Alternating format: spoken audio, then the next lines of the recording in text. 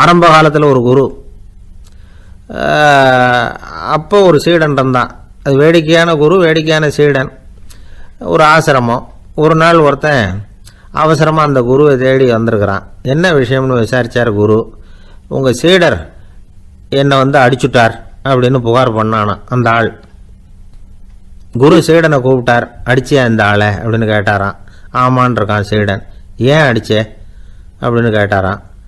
இந்த ஆள் உங்களை பற்றி மட்டமாக பேசிவிட்டான், என்னால் அதை தாங்கிக்க முடியல, அதனால தான் அடிச்சுட்டேன்ருக்கான்.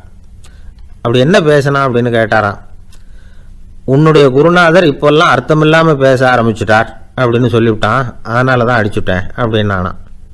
அதுக்காக அடித்தே அப்படின்னாரான். நான் அதுக்காக அடிக்கலை குருவே, இப்பெல்லாம் நீங்கள் அர்த்தமில்லாமல் பேசுகிறதாக அவன் சொல்கிறான் அப்படின்னா இதுவரைக்கும் நீங்கள் அர்த்தத்தோடு பேசினதாகத்தானே அர்த்தம், அது தப்பு தானே, அதனால தான் அடித்தேன் அப்படின்னு நானான். ஒரு பெரியவர் உட்கார்ந்துருக்கிறார். அவரை சுற்றி அவருடைய தோழர்கள் உட்கார்ந்துருக்கிறாங்க. ஏதோ ஒரு முக்கியமான செய்தியை அவர் அவங்களுக்கு சொல்லிகிட்டு இருக்கிறார். அவங்களும் ஆர்வமாக கேட்டுக்கிட்டு இருக்கிறாங்க. இந்த சமயத்தில் யாரோ ஒரு ஆள் வேகமாக அங்கே வர்றார். வர்ற வேகத்திலேயே எனக்கு ஏதாவது உதவி செய்யுங்க அப்படின்னு கேட்டுக்கிட்டே வர்றார். கேட்கறது உதவி, ஆனால் குரல் மிரட்டுறது மாதிரி இருக்குது, அதட்டி கேட்கறது மாதிரி இருக்குது. இதை கேட்டது அந்த பெரியவர் ஆத்திரப்படலை, ஆனால் அவரை சுற்றி இருந்தவங்க ஆத்திரப்பட்டாங்க. இதை பெரியவர் கவனித்தார்.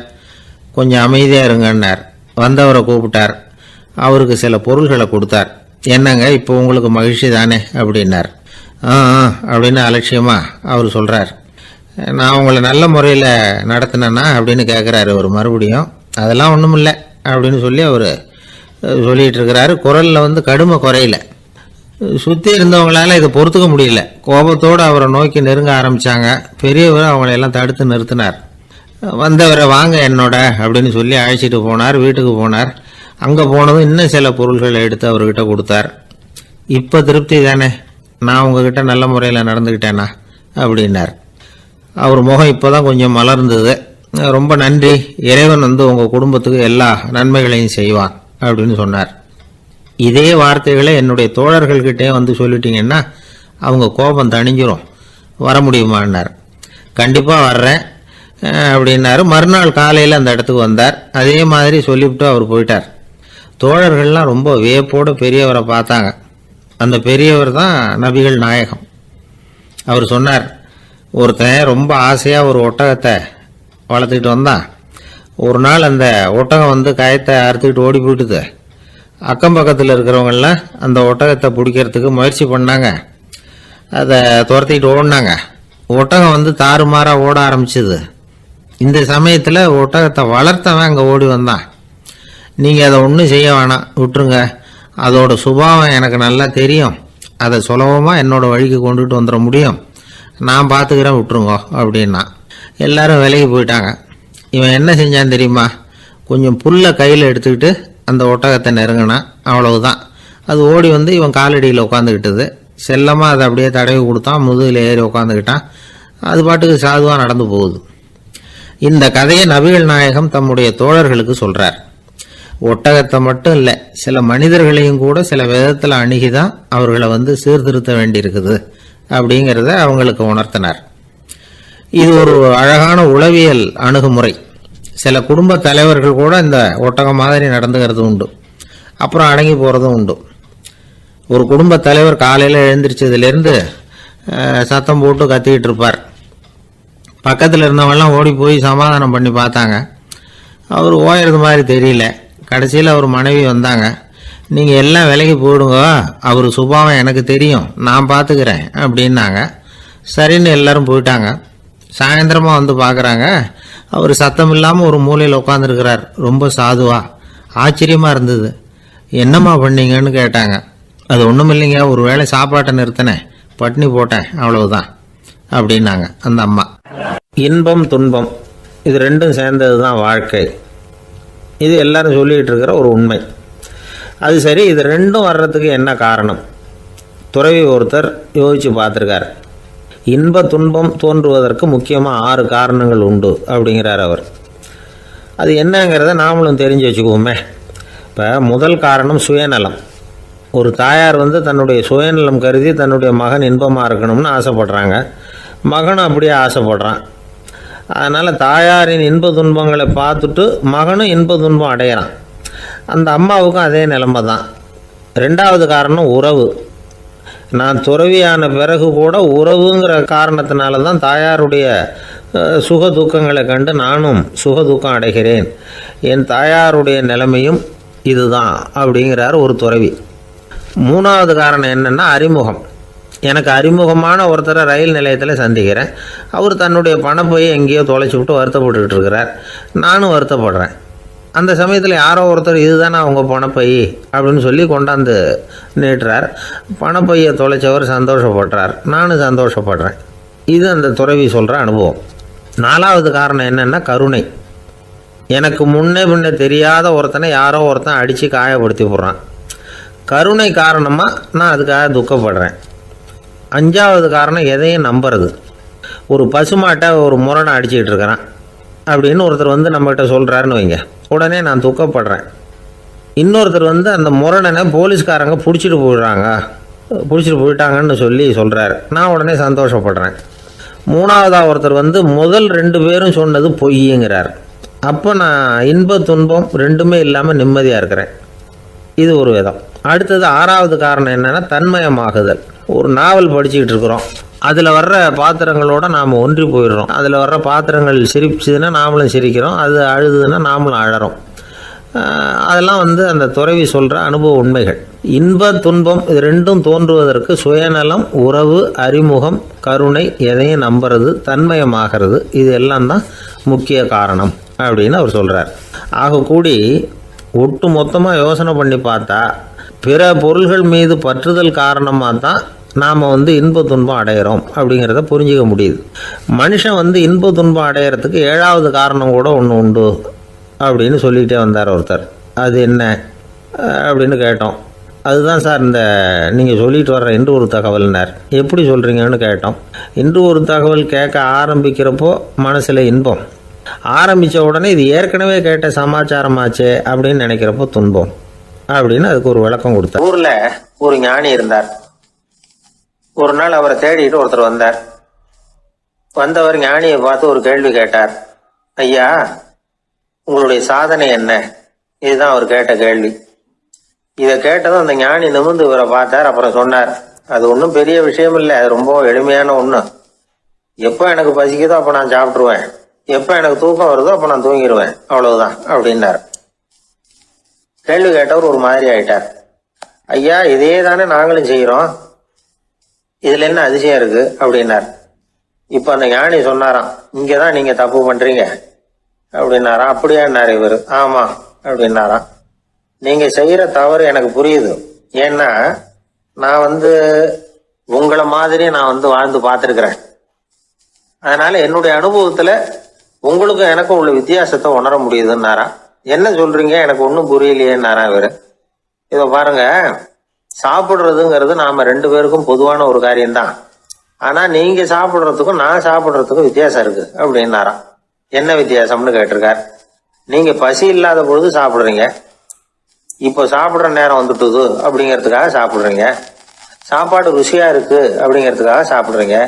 எது தேவைங்கிறது தெரியாம சாப்பிடுறீங்க. அது மாதிரி தூக்கமும் உங்களுக்கு ஒரு பழக்கமா போட்டுது. இப்போ இது தேவையா இல்லையா அப்படிங்கிறத பத்தி நீங்க யோசிச்சு பாக்குறது இல்ல. சாப்பிடும் பொழுது 1000 வேலைகளை மனசுல நினைச்சுக்கிட்டு இருப்பீங்க. அதனால அது சாப்பிடுதலா இருக்காது. அதே மாதிரி நீங்க தூங்கும் பொழுதும் அது தூங்குதலா இருக்காது. ஏகப்பட்ட கனவுகள் வரும். உங்க மனசு மேலும் மேலும் கனவுகளை உருவாக்கி கொண்டே இருக்கும். அதனால எனக்குள்ள நடக்கிறது வேற மாதிரி, நீங்க நினைக்கிறது மாதிரி இல்ல. எனக்குள்ள நடக்கிறது எப்படின்னா, நீங்க செய்யறது மாதிரி இல்ல. தூக்க உணர்வு வந்த உடனே தூங்குதல் மட்டுமே நடைபெறும். அதுதான் என்கிட்ட நடக்கிறது அப்படின்னாராம் அந்த ஞானி. வித்தியாசம் புரியுதா? அந்த ஞானி சாப்பிடுறத அனுபவிக்கிறார், அது எக்ஸ்பீரியன்ஸ். நாம அப்படி இல்லை, மனம் போன போக்குல சாப்பிடுறோம். இது இன்டெலிஜிங். இது ரெண்டுலேயும் வந்து செயல்ல வேறுபாடு இல்லை, விழிப்புணர்வுல தான் வேறுபாடு இருக்கு. அவர் சாப்பிடும் பொழுது ஒரு சாட்சி மனோபாவத்தோட சாப்பிடுறார். எவ்வளவு தேவையோ அவ்வளவுதான் சாப்பிடுறார். ஏன்னா அவருடைய விழிப்புணர்வு முழுமையா செயல்படுது. அதனால அவர் சாப்பிடும் பொழுது நம்மை விட மகிழ்ச்சியா இருக்கிறார். நாம அப்படி இல்லை, வயிற்றை நிரப்புறதுக்காக சாப்பிடுறோம். இன்னும் சொல்ல போனா சாப்பிடும் பொழுது நாம அங்கேயும் இருக்கிறது இல்லை, எங்கேயோ போயிடுறோம், உடம்பு மட்டும்தான் அங்கே இருக்கும். ஆனால் ஞானி அப்படி இல்லை. அவர் சாப்பிடும் பொழுது சாப்பிடுதல் மட்டுமே இருக்கும். எந்த ஒரு செயலையும் விழிப்புணர்வோடு செய்யலாம், மனம் போன போக்கிலையும் செய்யலாம். விழிப்புடன் செய்யறப்போ செய்யும் செயல் நம்ம அனுபவமாகிறது, அவ்வளவுதான். இதெல்லாம் பெரிய தத்துவம் மாதிரி தெரியும். இருந்தாலும் நாம புரிஞ்சுக்க வேண்டியது என்னன்னா, எந்த காரியத்தை செஞ்சாலும் அதுல முழு ஈடுபாடு வேணுங்கிறது முக்கியம். அந்த அளவுக்கு முதல்ல நம்மளை மாத்திக்கிட்டா போதும். ஆனா நம்ம ஆளுங்க அந்த அளவுக்கு இருக்கிறது இல்லை, எல்லாமே அரைகுறை தான். கேட்டா ஞாபகம் மருதி. ஒருத்தன் என்ன பண்ணானா, விமான டிக்கெட் வாங்கிக்கிட்டு ரயில்வே ஸ்டேஷனுக்கு வந்துட்டான். அப்புறம் தான் புரிஞ்சுது தவறுதெல்லாம் இங்க வந்துட்டோங்கிறது. உடனே அவசரமா விமான நிலையத்தை நோக்கி ஓடி இருக்கிறான். அங்க போய் கவுண்டர்ல கேட்டிருக்கான், மேடம் நான் தவறுதெல்லாம் ரயில்வே ஸ்டேஷனுக்கு போயிட்டேன், இப்ப விமானத்தையும் தவற விட்டுட்டேன், அடுத்த பிளைட்ல எனக்கு இதை மாத்தி தர முடியுமான்னு கேட்டிருக்கான். முடியாதுன்னாங்களாம் அந்த அம்மா. ஏன்னு கேட்டானா, ஏன்னா இப்ப நீங்க வந்திருக்கிறது பஸ் ஸ்டாண்டு அப்படின்னாங்களாம். எப்படின்னா, ஒரு 600 வருஷத்துக்கு முன்னாடி மனுஷனுக்கு இருந்த நெருக்கடி இருக்கு பாருங்க. ஒரு 600 வருஷத்துக்கு முன்னாடி மனுஷனுக்கு எவ்வளவு நெருக்கடி இருந்ததோ அது போல் 40 பங்கு இப்போ அதிகமாகிட்டு தான் கண்டுபிடிச்சி சொல்லியிருக்கிறாங்க. அவ்வளவு நெருக்கடிக்கு மத்தியில் நாம் வாழ்ந்துக்கிட்டு இருக்கிறோம். ஒரு 600 வருஷத்துக்கு முன்னாடி என் தலையில் 1 கிலோ வச்சுக்கிட்டு நின்னேன்னு வைங்க, இப்போ 40 கிலோ வச்சுக்கிட்டு நிற்கிறேன். அப்படி ஒவ்வொரு மனுஷனுக்கும் வாழ்க்கையில் நெருக்கடி அதிகமாக போச்சு. இப்போ இந்த நெருக்கடியில் முன்னாடிலாம் யாரோ ஒருத்தர் தான் தியானம் பண்ணுவாங்க. தியானம்னா ஒருத்தர் 2 பேர் காட்டுக்கு போய் தியானம் பண்ணிகிட்டு இருப்பாங்க 600 வருஷத்துக்கு முன்னாடி. இப்போ வீட்டுக்கு வீடு தியானம் நடக்குது. ஏன்னா அந்தளவுக்கு வாழ்க்கையில் ஒரு நிம்மதி வேணும் அப்படின்னு சொல்லி பண்ணிட்டாங்க. அதுக்கு தான் இயற்கை கொடுத்துருக்கிற ஒரு இயற்கையான வைத்தியம்தான் சிரிப்புங்கிறது. இதை பற்றி பெரியவங்கள்லாம் இப்போ ஆராய்ச்சி பண்ணிகிட்டு இருக்கிறாங்க. சிரிப்புங்கிறது நாம் பிறந்து ஒரு 6 மாதத்தில் தான் முதல் தடவையாக விவரமாக சிரிக்க ஆரம்பிக்கிறோமா. நம்ம பிறந்து 6 மாதத்துக்கு, அதாவது முதல் தடவை சிரிக்க ஆரம்பிக்கிறது ஒரு 6ஆவது வாரம், 1.5 மாதத்தில் தான் குழந்தை வந்து விவரமாக சிரிக்க ஆரம்பிக்குது. அப்புறம் அப்படியே சிரிக்க ஆரம்பிக்கிறோமா. அதெல்லாம் இப்போ கணக்கு எடுத்துருக்குறாங்க. ஒரு குழந்தை ஒரு நாளைக்கு 200 தடவை சிரிக்குதான் ஒரு குழந்தை. பெரியவங்கள்லாம் 15 தடவை சிரிக்கிறாங்களாம். 200 தடவை சிரிச்சுக்கிட்டு இருந்த நாம் அப்படியே குறைஞ்சி 15 ஆகிட்டு. அதனால தான் இருதய நோயெல்லாம் வருது, ஹார்ட் அட்டாக்லாம் வருதுன்னு கண்டுபிடிச்சிருக்கிறாங்க. 200 சிரிப்புக்கு வந்து அது வந்து இயல்புத்தன்மை, மனுஷனுடைய இயல்புத்தன்மை சிரிக்கிறது. அதுக்கு ஜோக்கே தேவைப்படாது. ஆனால் இப்போ காலங்காலமாக நாம் என்ன போதிக்கப்பட்டு வந்திருக்கிறோம்னா, சிரிப்புங்கிறது ஒரு பாவமான செயல். ஒரு முதலாளிக்கு முன்னாடி தொழிலாளி சிரித்தா மரியாதை குறைச்சல், ஒரு கணவனுக்கு முன்னாடி மனைவி சிரித்தா மரியாதை குறைச்சல், அது மாதிரி ஒரு வாத்தியாருக்கு முன்னாடி பையன் சிரித்தா மரியாதை குறைச்சல், ஒரு ஆஃபீஸருக்கு முன்னாடி பியூனு சிரித்தா மரியாதை குறைச்சல், இப்படின்னு சொல்லி சிரிப்புங்கிறது ஏதோ மரியாதை குறைவான செயல்னு காலங்காலமாக நாம் போதிக்கப்பட்டு வந்திருக்கிறோம். இப்போ மரபு ரீதியாகவே அந்த சிரிப்பு வந்து நம்மகிட்ட சிறைப்பட்டுருக்கு தான், அடங்கி போச்சு. அந்த சிறைப்பட்டிருக்கிற சிரிப்பை வெளியில் கொண்டு வர்றதுக்கு தான் ஜோக்குன்னு ஒரு சாவியை போட வேண்டியிருக்கு. வேறு இந்த ஜோக்குக்கும் சிரிப்புக்கும் சம்மந்தம் இல்லை. அதை ஏற்கனவே இருக்கிறத வெளில கொண்டு வரதுக்கு ஒரு சாவி மாதிரி உபயோகப்படுதுன்னு இப்போ அதை பற்றி ஆராய்ச்சி பண்ணுறவங்களாம் சொல்கிறாங்க. ஏன்னா சிரிப்புக்கு ஜோக்கு தேவைப்படாது. இப்போ ஒரு குழந்தை தொட்டிலில் படுத்துருக்குன்னு வைங்களேன், குழந்தை தொட்டிலில் இருக்குது, அது முகத்துக்கிட்ட போய் ஒரு கிளுகிழுப்பை ஆட்டுங்க சிரிக்கும். அந்த கிளுகிழுப்பை சத்தமே சிரிக்க வைக்கிறதுல அதுதான் மனுஷனுடைய இயல்புத்தன்மை. அது என்ன ஜோக்காது? சத்தம். ஒரு கிளுகிழுப்பையை கொண்டு போய் குழந்தை முகத்துக்கிட்ட ஆட்டினா சிரிக்குதே, அதுதான் இயல்புத்தன்மை. அதே கிளுகிழுப்பையை ஒரு தாத்தா மூஞ்சிக்கிட்ட ஆட்டுங்க, கோவம் வந்துடும், அடிக்க வருவார். என்னடா விளையாட்டு இது அப்படிம்பாரு. ஏன்னா அவர் சிரிச்சுக்கிட்டு இருந்தவர், அப்படி இருந்தவர் ஒரு காலத்தில். ஒரு கிளுகிழுப்பைக்கு சிரித்தவர் ஒரு காலத்தில் இப்போ கோவப்படுறாருன்னா அந்த அளவுக்கு நம்ம மாறி போயிட்டே வந்துக்கிட்டு இருக்கிறோம். அதனால் வந்து அந்த இயல்புத்தன்மை மாறாமல் இருக்கணுங்கிறது ரொம்ப முக்கியம். அதுக்காக எல்லோரையும் குழந்தையாக்க முடியாது. மனுஷன் வந்து எல்லோரும் இனிமேல் வந்து வயசுங்கிறது கூட ஆகிட்டே தான் இருக்கும். அதுக்காக குறைச்சிக்கிட்டே போக முடியாது. அதுக்கு யாராவது மருந்து கண்டுபிடிச்சாதான் உண்டு. ஆனால் ஒருத்தர் மருந்து கண்டுபிடிச்சாராம், சொல்லுவாங்க. ஒரு டாக்டர் வந்து ஒரு மாத்திரை கண்டுபிடிச்சாராம். ஒரு மாத்திரை சாப்பிட்டா ஒரு வயசு குறையும், ஒரு மாத்திரை சாப்பிட்டா ஒரு வயசு குறையும் அப்படின்னு ஒரு மாத்திரையை கண்டுபிடிச்சிருக்காரு. ஒரு பாட்டி அம்மா, 90 வயசு பாட்டி, அது போயிருக்கு. அதே டாக்டர்கிட்ட போய், ஐயா எனக்கு ஒரு பாட்டில் மாத்திரை கொடுங்க, இந்த வயசு குறையிற மாத்திரை அப்படின்றது. அவர் ஒரு பாட்டில் கொடுத்தார் மாத்திரை. பாரும்மா பாட்டியம்மா, ஒரு மாத்திரை சாப்பிட்டா ஒரு வயசு குறையும், எடுத்துகிட்டு போகணும்னு கொடுத்துருக்காரு டாக்டர். இந்த 90 வயசு பாட்டி எடுத்துகிட்டு வீட்டுக்கு வந்துட்டு மறுநாள் அதே டாக்டர்கிட்ட போயிருக்கு. 30 வயசு பொண்ணாக போச்சான். 30 வயசு பொண்ணாக மாறி அதே டாக்டர்கிட்ட போயிருக்கு. இடுப்பில் ஒரு கை குழந்தை, அது சட்டை கிட்ட போடாமல் கட்டவரில் வாயில் வச்சுட்டு உட்காந்துருக்கு. நேராக டாக்டர்கிட்ட போய், டாக்டர் நேற்று வந்தேன், ஏதோ ஒரு மாத்திரை சாப்பிட்டா ஒரு வயசு குறையினீங்க, நான் ஏதோ ஒரு ஆர்வத்தில் ஒரு 30-40 மாத்திரை சாப்பிட்டேன், இப்படி ஆகிட்டேன் அப்படின்னு. இப்போ டாக்டர் சொல்லியிருக்காரு, இதுக்கு ஏமா வருத்தப்படுற, எல்லோரும் வந்து வயசு குறையணும்னு தான் நினைக்கிறாங்க, உனக்கு வயசு குறைஞ்சிட்டுது, நீ சந்தோஷப்படு, இதுக்கே மறுபடியும் என்னிட்ட வந்திருக்கிற அப்படின்னாரான் டாக்டர். அப்போ அந்த அம்மா சொல்லித்தேன், அதை என்னை பற்றி பரவாயில்ல டாக்டர், என் இடுப்பில் பாருங்கள் கை குழந்தை, இது சட்டை போடாமல் உட்காந்துருக்கு, கட்டவரில் வேலை வச்சுட்டு உட்காந்துருக்கு, இது ரொம்ப ஆர்வத்தில் ஒரு 70 மாத்திரையை சாப்பிட்டு விட்டுது, இது என் வீட்டுக்காரரு. இவர் வந்து இடுப்பு விட்டு கீழே இறங்க மாட்டேங்கிறாரு. நான் எதையாவது கொடுத்து இனிமேதான் வயசை கூட்டி இறக்கி விடுவேன் டாக்டர் அப்படின்னு தான். அவர் வந்து ஏதோ நமக்கும் இதுக்கும் சம்மந்தம் இல்லைங்கிறது மாதிரி கட்டாரில் வச்சுட்டு அவர் பாட்டு உட்காந்துருக்கார். ஏதோ நமக்கு இந்த உலகமே இல்லை, நமக்கு சம்மந்தம் இல்லைங்கிற மாதிரி உட்காந்துருக்காரு. இப்படியே நான் தூக்கிட்டு எங்கே அலையிறது இது அப்படின்னு தான். அதனால் வந்து வயசை குறைக்கிறது இயற்கைக்கு விரோதமாக நாம் பண்ண முடியாது. ஆனால் இந்த இயல்பு தன்மை மாறாமல் வச்சுக்கலாம். குழந்தை மாதிரி மாற முடியாதே தவிர அந்த குழந்தை தன்மையோடு வாழறதுக்கு கற்றுக்கணும். அதுதான் வாழ்க்கையில் இன்பமாக வாழறதுக்கு வழி. குழந்தைத்தனமாக இருக்கக்கூடாது, குழந்தை தன்மையோடு இருக்கணும்னு சொல்லுவாங்க. குழந்தை தன்மைங்கிறது வேறு, குழந்தைத்தனம்ங்கிறது வேறு. அப்படி ஒரு மாத்திரை கண்டுபிடிச்சிட்டா இப்போ யாராவது ஒருத்தவங்க இடுப்பில் குழந்தைய தூக்கிட்டு போனால் போய் கேட்கணும், ஏம்மா இது ஏன் வீட்டுக்காரரா உன் குழந்தையா அப்படின்னு கேட்டு அதுக்கப்புறம் அவருக்கு வணக்கம் சொல்லணும். இப்படிலாம் ஆகிடும் நிலைமை. இயற்கையை வந்து நம்ம மாற்ற முடியாது, அதுக்கு தகுந்தாப்புல தான் நாம் வந்து பண்ணணும். குழந்தை தன்மையோடு வாழறதுக்கு குடும்பத்தில் குழந்தை தன்மைங்கிறது எப்படின்னா, இப்போ ஒரு சில பேருக்கு அந்த குழந்தைத்தன்மை உண்டு. ஒரு வீட்டில் ஒரு புள்ள படுத்துருக்கு, அம்மா வந்து எழுப்புறாங்க, காலேஜுக்கு நேரமாச்சு எழுந்திரிப்பா, காலேஜுக்கு நேரமாச்சு எழுந்திரிப்பா அப்படின்ட்டு. அந்த அம்மா அந்த புள்ளை சொல்லியிருக்கு, ஐயோ எனக்கு காலேஜுக்கு போகிறதுக்கே பிடிக்கலம்மா, என்னை வந்து தொந்தரவு பண்ணாத, காலேஜுக்கு போகிறதுக்கு எனக்கு பிடிக்கல அப்படின்னு தான். அப்போ அந்த அம்மா சொல்லியிருக்கு, ஏன் உனக்கு காலேஜுக்கு போகிறதுக்கு பிடிக்கல, கல்லூரிக்கு போகிறதுக்கு, அதுக்கு 2 காரணம் சொல்லு அப்படின்னு இருக்கா. அப்போ அந்த புள்ளை சொல்லிச்சான், ஏன் பிடிக்கலன்னா கல்லூரியில் இருக்கிற வாத்தியாருக்கும் என்ன பிடிக்க மாட்டேங்குது, ஆசிரியர்களுக்கும்.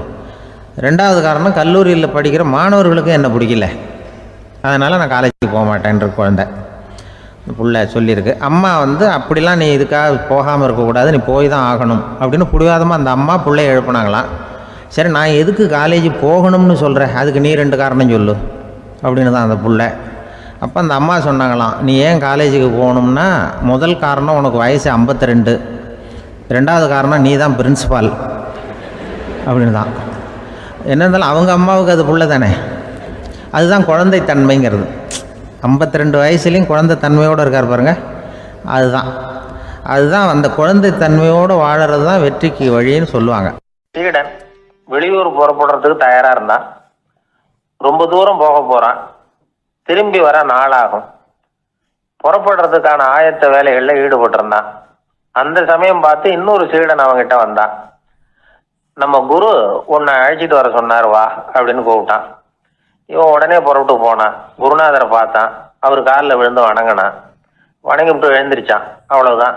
குரு ஏதாவது உபதேசம் பண்ணுவாருன்னு எதிர்பார்த்தான். ஆனால் நடந்தது என்ன தெரியுமா? குரு அவனுக்கு ஓங்கி ஒரு அடி கொடுத்தார். எதிர்பாராம இந்த அடியை வாங்கினதும் அந்த சீடன் அதிர்ந்து போயிட்டான். பக்கத்தில் இருந்த மற்ற சீடர்களும் திகைச்சு போய் நின்றுட்டாங்க.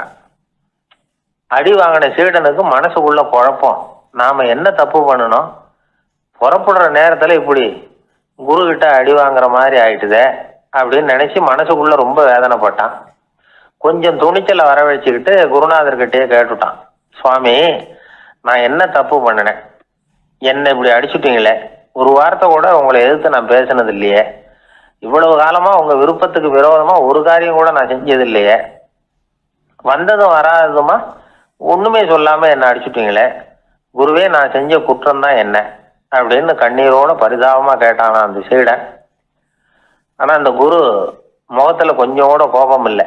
அவர் சிரிச்சுக்கிட்டே நின்றுகிட்டு இருந்தாராம். அதுக்கப்புறம் சொன்னாராம், என்னுடைய அருமை சீடனே, நீ ஒரு தவறும் பண்ணல, நான் உன்னை அடிச்சது நீ ஏதோ தப்பு பண்ணிவிட்டேங்கிறதுக்காக இல்லை, நீண்ட பயணம் போக போற, ஞாபகமா ஏதாவது கொடுத்து அனுப்ப வேணாமா, நீ ஞானம் பெற்ற பிறகுதான் திரும்பி வர போறேங்கிறது எனக்கு தெரியும், அதுக்கு பிறகு உன்னை வந்து அடிக்க முடியுமா, அதனால இப்ப கிடைச்சிருக்கிற இந்த வாய்ப்பை பயன்படுத்திக்கிட்டேன், அப்போதைக்கு இப்பவே அடிச்சுட்டேன், அவ்வளவுதான், வேற ஒண்ணும் இல்லை அப்படின்னாராம். குரு சிரிச்சுக்கிட்டே இப்படி சொல்றார், இருந்தாலும் இதுவும் ஒரு உபதேசம்தான். அதிர்ச்சிகளால விழிப்படைய வைக்கிறதும் ஒரு வழிதான். இது ஜென் வழி. பெரும்பாலும் அதிர்ச்சியின் மூலமாகவே ஞான தரிசனத்தை அருள்கிறவர்கள் தான் ஜென் குருமார்கள். நம்ம தியானம் தான் ஜென். இந்தியாவிலிருந்து இது சீனாவுக்கு போய் கொஞ்சம் பேர் மாறி வளம் பெற்று ஜப்பான்ல ஜென் ஆகி வளர்ந்துருக்குது, அவ்வளவுதான். ஜென்கிறது தியானம். எதை நினைச்சும் தியானிக்கிறது இல்லை, எல்லாத்துலயும் தியானம் இருக்கிறதா சொல்லுது ஜென். பேசுறது, இருக்கிறது, நடக்கிறது, சாப்பிடுறது, சிரிக்கிறது, தூங்குறது, தொழில் செய்யறது அல்லது சும்மா இருக்கிறது எல்லாமே தியானம் தான். ஜென்கிறது ஒரு சுய தரிசனம், தன்னைத்தானே அடையாளம் கண்டுகொள்ளுகிறது தான் அது. இல்லாத எதையும் தேடி கண்டுபிடிக்கிறது இல்லை. ஜென் மார்க்கத்தை பத்தி ஓஷோ என்ன சொல்றாரு தெரியுமா? காணாமல் போன தன்னுடைய மூக்கு கண்ணாடி தன்னுடைய மூக்கின் மேல் இருப்பதை கண்டுகொள்வது போன்றது ஜென் அப்படிங்கிறார். நம்மால் இன்னொருத்தர் முகத்தை ரொம்ப நேரமா உத்து பார்த்துக்கிட்டு இருந்தார். என்ன பாக்குறீங்கன்னாரு அவரு. நீங்க போட்டிருக்கீங்களே மூக்கு கண்ணாடி, அதை தான் பாக்குறேன்னாரு இவரு. நீங்க அப்படி பாக்குறதுக்கு விசேஷ காரணம் ஏதாவது உண்டான்னு கேட்டார் இவர். உண்டுன்னார். என்னன்னு கேட்டார். நேத்திக்கு காணாம போன என்னோட மூக்கு கண்ணாடி அது அப்படின்னாராம் இவர். ஒருத்தர் அவசரமா போய்கிட்டு இருந்தார். எங்க போய்கிட்டு இருக்கீங்க அப்படின்னு கேட்டார் ஒரு பெரியவர். கடைக்கு போறேன் சார், சாமான் வாங்கறதுக்கு அப்படின்னார். அங்க போறதுக்கு முன்னாடி தெரிஞ்சுக்க வேண்டியதெல்லாம் தெரிஞ்சுக்கிட்டீங்களா அப்படின்னு கேட்டார் பெரியவர். கடைக்கு போய் காசை கொடுத்து ஒரு பொருளை வாங்கிட்டு வரப்போறோம், இதுல தெரிஞ்சுக்க வேண்டியது என்ன இருக்குது அப்படின்னார் அலட்சியமா. இப்ப அந்த பெரியவர் பேச ஆரம்பிச்சார்.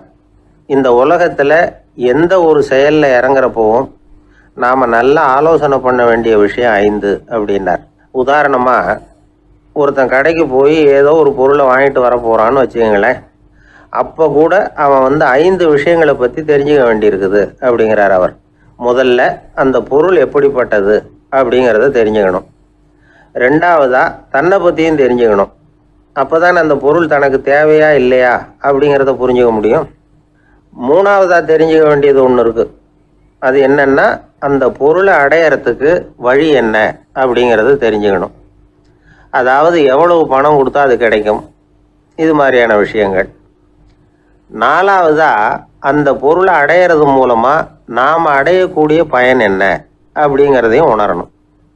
அஞ்சாவது, அந்த பொருளை அடையிறதுல இருக்கக்கூடிய தடை எது அப்படிங்கிறதையும் நாம் தெரிஞ்சுக்கணும். பெரியவர் பேசுறது ஏதோ தத்துவம் மாதிரி தெரியுது இல்லையா? தத்துவம் தான். அதாவது இப்படி உலகியல் வாழ்க்கையில் சின்ன சின்ன விஷயங்கள்லேயே நாம் 5 விஷயங்களை தெரிஞ்சுக்க வேண்டி இருக்குது. அது ரொம்ப அவசியமாக இருக்குது. பேரின்ப நிலைன்னு சொல்கிறாங்கல்ல, அது மாதிரி பெரிய சமாச்சாரங்கள்லேயும் இந்த 5 விஷயங்களை நாம் தெரிஞ்சுக்க வேண்டியிருக்குது. அதுக்கு பேர் என்னன்னா அர்த்த பஞ்சகம். வைணவ சமயத்தில் அர்த்த பஞ்சகம்ங்கிறது ரொம்ப பெரிய விஷயம். கடைக்கு போகிறது மாதிரி கடவுளை பார்க்க போகிறப்போ நாம் 5 விஷயங்களை தெரிஞ்சுக்கணுமா. முதல்ல பரம்பொருள் அப்படிங்கிறது என்ன, அதோட தன்மைகள் என்ன, இதை தெரிஞ்சுக்கணும். இதுக்கு பேர் என்னன்னா பரமாத்ம ஸ்வரூபம் அப்படின்னு பேர். ரெண்டாவது, நாம யாரு, நம்மோட தன்மை என்ன அப்படிங்கிறத தெரிஞ்சுக்கணும். நான் யாருன்னு எனக்கே தெரியலங்கிறப்போ இதை நான் சொல்றேன்னு இது என்னுடையதுன்னு சொல்றது தப்பு தானே. அப்புறம் மூணாவது விஷயம், பரம்பொருளை நாம் அடையறதுக்கு வழி எது, இது தெரிஞ்சுக்கணும். இது உபாய ஸ்வரூபம் அப்படின்னு பேர். நாலாவது விஷயம், நாம் அடைய வேண்டிய பயன்கள் என்ன அப்படிங்கிறது தெரிஞ்சுக்கிறது. இதுக்கு புருஷார்த்தம் அப்படின்னு பேர். அஞ்சாவது, அந்த பயனை அடைய விடாமல் தடுக்கிற தடைகள் யாவை அப்படிங்கிறது தெரிஞ்சுக்கிறது. இது விரோதி ஸ்வரூபம். இதைத்தான் தடையியல் அப்படின்னு சொல்றாங்க. அதாவது பரமாத்மாவை பற்றிய அறிவு, ஜீவாத்மாவை பற்றிய அறிவு, உபாயம் பற்றிய அறிவு, புருஷார்த்தம் பற்றிய அறிவு, இந்த 4 அறிவுக்கும் எதிரடையா, அதாவது அதையெல்லாம் தப்பா புரிஞ்சுக்கிறதால உண்டாகக்கூடிய அறிவு விரோதி ஸ்வரூபம். என்ன இது தகவல்ல ஏதாவது கதை சொல்லுவீங்கன்னு பார்த்தா ஏதோ தத்துவம் பேசிக்கிட்டு இருக்கிறீங்களே அப்படின்னு நினைக்கலாம். இதுவும் தெரிஞ்சுக்க வேண்டிய ஒரு பெரிய விஷயம்தான். காதில் போட்டு வச்சா எப்போவாவது உபயோகப்படும். என்னுடைய நண்பர் ஒருத்தர் ஒரு நாள் என்கிட்ட சொன்னார், சார் அடுத்த மாதம் தஞ்சாவூரில் ஒரு கல்யாணம், போகிறதா வேண்டாமா அப்படின்னு ஒரே குழப்பமா இருக்கு அப்படின்னார். நான் உடனே இந்த அர்த்த பஞ்சக உபதேசம் பண்ண ஆரம்பித்தேன். அவர் எல்லாத்தையும் பொறுமையாக கேட்டுவிட்டு, சரி சார் நான் போகிறதுன்னு முடிவு பண்ணிவிட்டேன்னார். எப்படி இந்த முடிவுக்கு வந்தீங்க அப்படின்னு கேட்டேன். அவர் சொன்னார், சார் அந்த 2வது பாயிண்ட் ஒன்று சொன்னீங்களே, அதை புரிஞ்சுக்கிட்டதுக்கு அப்புறம்தான் இந்த முடிவுக்கு வந்தேன் அப்படின்னார். என்ன 2வது பாயிண்ட்டுன்னு? அதாவது தன்னை பற்றி புரிஞ்சுக்கணும் அப்படின்னு சொன்னீங்க. உடனே என்னை பற்றி புரிஞ்சுக்கிட்டேன். நான் யாருங்கிறது எனக்கு தெரிஞ்சுது. உடனே போகிறது தான் நல்லதுன்னு முடிவு பண்ணிவிட்டேன்னார். நீங்கள் யாருன்னு கேட்டேன். நான் தான் சார் அந்த கல்யாணத்தில் தாலி கட்ட வேண்டிய மாப்பிள்ளை அப்படின்னார். என்ன சார் உங்கள் பையன் என்ன செஞ்சுக்கிட்டு இருக்கிறான் இப்போ அப்படின்னு கேட்டார் ஒருத்தர். அடிக்கடி கண்ணாடி முன்னாடி நின்று அழகு பார்த்துக்கிட்டு இருக்கிறான் சார் அப்படின்னாரு அப்பா. இளம் பருவம் இப்படி தான் இருக்கும், அதையெல்லாம் சாதாரணமாக நினச்சிடாதீங்க அப்படின்னாரு அவர். என்ன சார் சொல்கிறீங்க, கண்ணாடி முன்னாடி நின்றுக்கிட்டு நேரத்தை வீணாக்கிக்கிட்டு இருக்கான், அதை ஒரு பெரிய விஷயமா நான் நினைக்கணுமா அப்படின்னாரு இவர். இளம் பருவத்தில் இளைஞர்களுக்கும் சின்ன பொண்ணுங்களுக்கும் அடிக்கடி கண்ணாடியில் பார்க்கணும்னு தோணும். அது வெறுமனே அழகு பார்க்கறது மட்டும் இல்லை, அவங்க தங்களையே தேடி கண்டுபிடிக்கிற ஒரு முயற்சி அது. இது ஒரு மனோதத்துவ விளைவு. இது வரைக்கும் சின்ன பிள்ளையா இருந்துட்டோம், இனிமேல் நாமளும் மற்றவங்க மாதிரி மனிதர்கள் தான் அப்படிங்கிற உணர்வு அவங்களுக்கு வருது. தங்களோட முகம் எப்படி இருக்குது, அழகு எப்படி இருக்குது, உடம்பு நேரம் எப்படி இருக்குது, முடி எப்படி இருக்குது அப்படிங்கிறதையெல்லாம் கண்டுபிடிக்கிறாங்க. அதுக்கப்புறம் இன்னொரு ஆணோ பொண்ணோ தன்னை கவனிக்கணும் அப்படின்னு நினைக்கிறாங்க. இதெல்லாம் மனோதத்துவ உண்மைகள், இதெல்லாம் இயற்கை. இதை பார்த்துட்டு பெற்றவங்க பிள்ளைங்க கெட்டு போட்டாங்க அப்படின்னு நினைக்கக்கூடாது, அவங்கள திட்டிகிட்டே இருக்கக்கூடாது. இன்றைக்கி பல குடும்பங்களில் இதுதான் நடந்துக்கிட்டு இருக்குது. மனுஷ வாழ்க்கையிலேயே இப்படியும் இல்லாத அப்படியும் இல்லாத ஒரு பருவம் இளம் பருவம். 13லேருந்து 19 வயசுக்கு உட்பட்ட ஆண்கள் பெண்கள் இந்த வகையை சேர்ந்தவங்க, டீனேஜ் குரூப். இவங்களை சின்னவங்கன்னு நினச்சிட முடியாது, பெரியவங்கன்னு நினச்சிட முடியாது. இவங்க ரொம்ப சென்சிட்டிவ். சமூகம் நினச்சா இவங்களை நல்லவங்களாகவும் ஆக்கலாம், கெட்டவங்களாகவும் ஆக்கலாம். கொஞ்சம் அக்கறை எடுத்துக்கிட்டால் பெரிய பெரிய மேதைகளையும் விஞ்ஞானிகளையும் உருவாக்கலாம். ஆனால் நடக்கிறது என்ன தெரியுமா, அநேகமாக இவங்களை யாருமே சரியாக புரிஞ்சுக்கிறது இல்லை, இவங்களை சரியாக நடத்துறதும் இல்லை. இது வரைக்கும் நாம் சொல்கிறத கேட்டுக்கிட்டு இருந்தான், இப்போல்லாம் அவன் இஷ்டத்துக்கு நடக்க ஆரம்பிச்சுட்டான் அப்படின்னு வருத்தப்படுற பெற்றோர்கள் அதிகம். இது வருத்தப்படுற விஷயம் இல்லை, சந்தோஷப்பட வேண்டிய விஷயம். உங்கள் புள்ள சொந்தமாக யோசிக்க ஆரம்பிக்கிறதும் நடந்துக்க ஆரம்பிக்கிறதும் ஒரு தப்பான விஷயமா? அவன் கடைசி வரைக்கும் உங்கள் பேச்சையே கேட்டுக்கிட்டு இருக்கணுங்கிறது என்ன நியாயம்? இன்றைக்கி இளைஞர்களை பெரியவங்க தப்பாக புரிஞ்சுக்கிட்டு தவறாக நடத்துறதுனால தான் அவங்களுக்கு வெறுப்பு, எரிச்சல், மனக்கசப்பு எல்லாம் உண்டாகுது. பெற்றவங்க சரியாக மதிக்கிறது இல்லை அப்படிங்கிற ஒரே காரணத்தினாலேயே வீணாக போகிற பிள்ளைங்க இன்றைக்கி அதிகம். சரி, பெற்றவங்களுக்கு இன்றைக்கி என்ன தான் புத்தி சொல்ல வர்றீங்க அப்படின்னு கேட்குறீங்களா? நாம் எதையும் சொல்ல வரல, ஆனால் அது சம்பந்தமான சில நிபுணர்கள் சொல்லியிருக்கிறத உங்கள் காதில் போட்டு வைக்கலாம். அது என்னென்னா, பிள்ளைங்க கிட்ட அன்பு செலுத்துங்க. குழந்தையா இருந்தப்போ எவ்வளவு பாசமாக இருந்தீங்க, வளர வளர அதை ஏன் குறைச்சிக்கிறீங்க? பெற்றவங்களின் அன்பான வார்த்தைகளுக்கு ஏங்குறவங்க தான் இன்றைய இளைஞர்கள். அவங்க எதை சொன்னாலும் அதை அக்கறையாக காது கொடுத்து கேளுங்க, அலட்சியப்படுத்தாதீங்க. அவங்க விரும்புறது உங்ககிட்ட இருந்து ஒரு மதிப்பு, மரியாதை, அங்கீகாரம், இவ்வளவுதான். அவங்க அவங்களாவே முடிவுகள் எடுக்கட்டும், அதுக்கு நீங்கள் உதவியாக இருங்க, அது போதும். மற்றவங்க முன்னாடி, முக்கியமாக அவங்க நண்பர்கள் முன்னாடி அவங்கள பற்றி மட்டமாக பேசாதீங்க. அவங்கக்கிட்ட பொய் சொல்லக்கூடாது. நீங்கள் சொன்னது பொய்ன்னு தெரிஞ்சு போச்சுன்னா உங்கள் பேரில் அவங்களுக்கு இருக்கிற மதிப்பு போயிடும், நம்பிக்கை போயிடும். அவங்களுக்கு முன்னாடி நீங்கள் சண்டை போடக்கூடாது. உங்கள் பிள்ளைய எப்பவும் இன்னொரு பிள்ளையோட ஒப்பிட்டு பேசுகிற வேலையே வேணாம். கூட பிறந்த மற்றவங்களோட கூட ஒப்பிடக்கூடாது. இப்படி செஞ்சால் அவன் உங்ககிட்டையும் பிரியமாக இருக்க மாட்டான், அவங்ககிட்டையும் பிரியமாக இருக்க மாட்டான். புள்ள எங்கே போகிறான், என்ன பண்ணுறான் அப்படின்னுலாம் துப்பறிஞ்சிக்கிட்டு இருக்கக்கூடாது. இளைஞர்கள் தனிமையை விரும்புகிறவங்க. அவங்கள பெட்டியில் வச்சு மூடி பாதுகாக்கணும்னு நினைக்கக்கூடாது. அவங்கள எப்படி பாதுகாக்கிறது அப்படிங்கிறது அவங்களுக்கே தெரியும். உங்கள் புள்ள எப்படி நடந்துக்கணும்னு நீங்கள் எதிர்பார்க்குறீங்களோ அது மாதிரி நீங்கள் நடந்து காட்டுங்க, அது போதும். ஒரு வீட்டில் அப்பாவும் அம்மாவும் பேசிக்கிட்டு இருக்கிறாங்க. என்னங்க, நம்ம பொண்ணு பெரியவளாயிட்டா, அடிக்கடி கண்ணாடி முன்னாடி போய் நின்றுக்கிட்டு இருக்கிறா, சீக்கிரமாக ஒரு பையனை பார்த்து கல்யாணத்தை முடிக்காமல் இப்படி மசன்னு கல் மாதிரி உட்காந்துருக்குறீங்களே அப்படின்னு சத்தம் போட்டாங்க அந்த அம்மா. அவசரப்படாத, பார்க்கறதுக்கு கண்ணுக்கு அழகாக லட்சணமாக புத்திசாலியாக ஒரு பையன் கிடைக்க வேணாமா, அதுதான் பார்த்துக்கிட்டு இருக்கிறேன் அப்படின்னார் அப்பா. இதுக்கு அந்த அம்மா சொல்கிறாங்க, எங்கள் அப்பா இப்படியெல்லாம் நினச்சிக்கிட்டு இருந்திருந்தா எனக்கு கல்யாணமே ஆயிருக்காது தெரியுமா அப்படின்னாங்களாம். ஒரு தடவை கலைவாணர் NS கிருஷ்ணன் பேராசிரியர் கல்கியை சந்தித்து பேசிக்கிட்டு இருந்தாராம். கலைவாணர் கல்கியை பார்த்து, எனக்கு கதை எழுத ஆசையாக இருக்குது, எப்படி எழுதுறதுன்னு கேட்டாராம். கதை எழுதுறதுக்கு 4 மை வேணும்னாராம் கல்கி. அப்படியா, அப்படின்னா என்னென்ன கலர் மை அப்படின்னு கேட்டிருக்காரு கலைவாணர் சிரிச்சுக்கிட்டே. நான் சொன்னது கலர் மை இல்லை, அது வேற மை. அதாவது கதை எழுதுறதுக்கு தேவைப்படுகிற 4 மை எதுன்னா, 1 திறமை, 2 பேணாமை, 3வது தனிமை 4வது பொறுமை அப்படின்னாராம். உடனே கலைவாணர் உங்கள் யோசனை அருமை அப்படின்னாராம். அதுதான் கலைவாணர். பொதுவாக எழுத்தாளர்கள் எழுதுகிற மாதிரி நடந்துக்கிறது இல்லை. ஆனால் கலைவாணர் என்ன சொல்லுவாரோ அதே மாதிரி நடந்துக்குவார். எல்லாருக்கும் எல்லாம் கிடைக்கணுங்கிற கருத்தை சினிமா படங்களில் வலியுறுத்துவார். அதே மாதிரி நடைமுறை வாழ்க்கையிலேயே எல்லாருக்கும் எல்லாமும் கொடுப்பார். பணம், பதவி, புகழ் இப்படி எதுவுமே இல்லாத ஒரு சாதாரண மனுஷனாக இருந்தால் கூட இவர் மனுஷனுக்கு கொடுக்குற மரியாதையில் கொஞ்சமும் குறைச்சல் இருக்காது. இந்த குணம் சாதாரணமாக எல்லாருக்கும் இருக்கிறது இல்லை. அவர் சினிமா தியேட்டருக்கு போய் சினிமா பார்க்குறது வழக்கம். அவர் வந்திருக்கிறாருங்கிறது தெரிஞ்சால் போதும், வெளியில் பிச்சைக்காரங்க வந்து கூடிடுவாங்க. இது அவருக்கு தெரியும். வெளியில் நம்மளை நம்பி ஒரு கூட்டம் காத்துக்கிட்டு இருக்குமேன்னு நினைப்பார். உடனே ஒரு 100 ரூபா நோட்டை கொடுத்து சில்லறையாக மாற்றிட்டு வர சொல்லுவார்.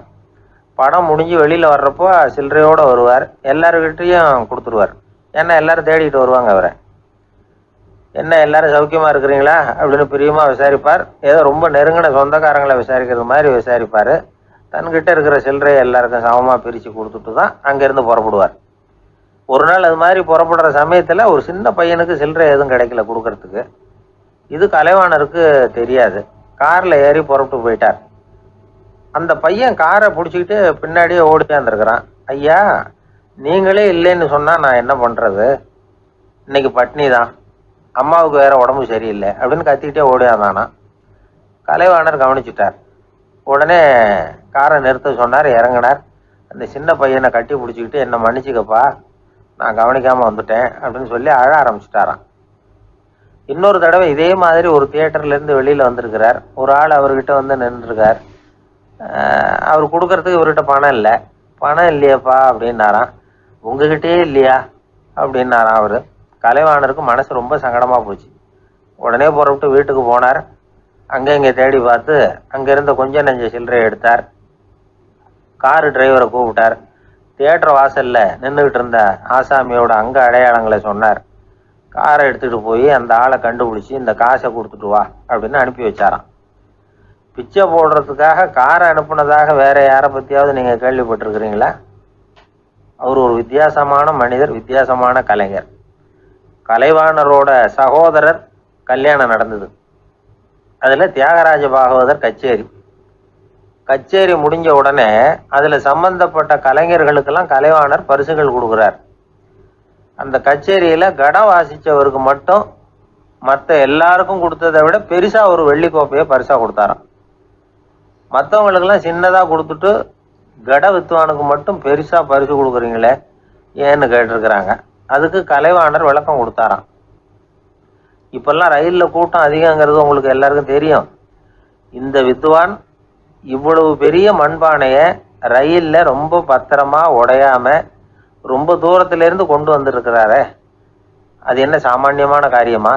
அவரோட அந்த சாமர்த்தியத்தை பாராட்டுறதுக்காக தான் அவருக்கு இவ்வளவு பெரிய பரிசு அப்படின்னாராம்.